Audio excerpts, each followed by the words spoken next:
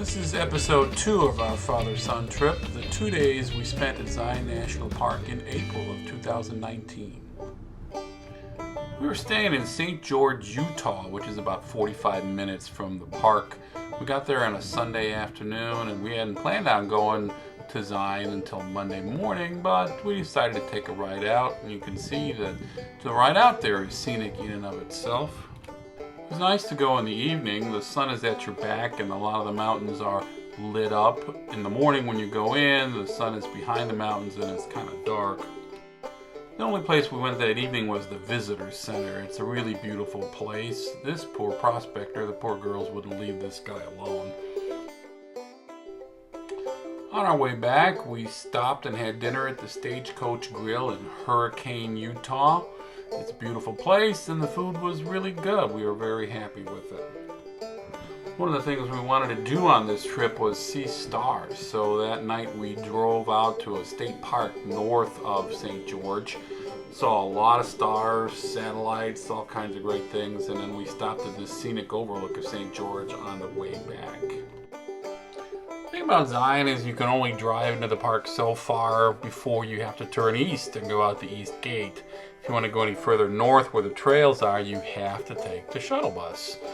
If you get there early enough, we got there about 8 o'clock in the morning in April, then you can park for free at the visitor center. If you want to stay in Springdale, then you can walk outside your hotel onto a shuttle bus that will take you to the visitor center, and you can load the buses at the visitor center there. If you don't do either one of those two and you get there too late and you don't stay in Springdale, that means you have to pay in the parking lots in Springdale to take the shuttle bus into the park.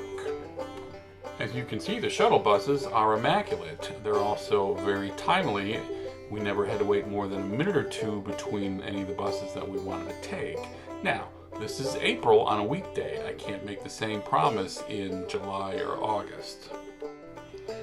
Our first stop was Court of the Patriarchs. This is a don't miss type thing. We got off the shuttle bus, we went up to a steep little scenic overlook, and we took our pictures, we climbed back down, and there was another shuttle bus waiting for us to take us away. Our next stop was the Zion Lodge.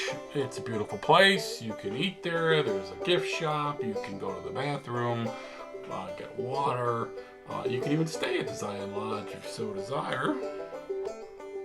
The lodge is the starting point for the Emerald Pool Trails. These are another don't miss walking experience.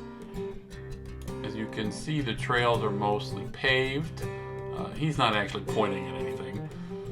If you like waterfalls, then you're in luck because there are lots of them. You're about to see pictures and videos of the lower Emerald Pool. We tried to go up to the middle and upper Emerald Pool. However, the trails were blocked.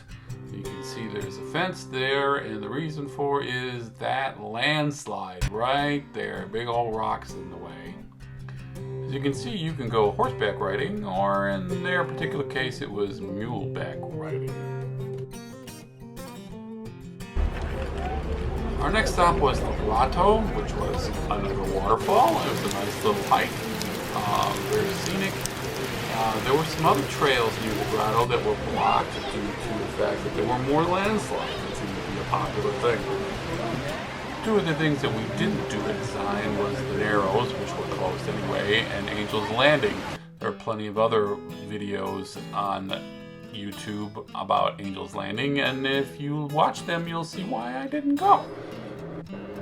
Next, we did the Riverside Walk, and we stopped and had lunch. And you can see that these squirrels are very aggressive. They are not afraid of you at all. They know that you're not going to hurt them. Beat it. Later that day, we decided to drive out the east gate. We heard that it was going to be closed the next day for road repairs, so I heard it was scenic, and we were not surprised. It was scenic. Very beautiful drive. At some point, we could have turned around and drove back through the park to go back to St. George. However, we decided to continue east, go out the gate, and do a big circle. which brought us back. It took about an hour. It's a very scenic drive in and of itself. There are state parks along the way. We drove through an Indian reservation. At one point, we saw about 100 square miles of absolutely nothing, which was beautiful in itself, in its own way. On the second day, we decided to drive further up north on Interstate 15 and go to the northwest corner of Zion and go in through the gate there. We walked the Taylor Creek Trail. There's the creek right there. We must have crossed that about 60 times. There were some replicas of some housing of people that lived back in the 1800s. The trail itself was very scenic. I did spend most of my time watching where I was going because it's not smooth like the normal paths in Zion. At the end, people kept telling us there were arches. Well, no, there aren't any arches. There is these things, whatever they are. If you like this video, please watch episode 1, logistics of our trip, and episode 3 about Bryce and Kodachrome State Park and the scenic drive on Route 12.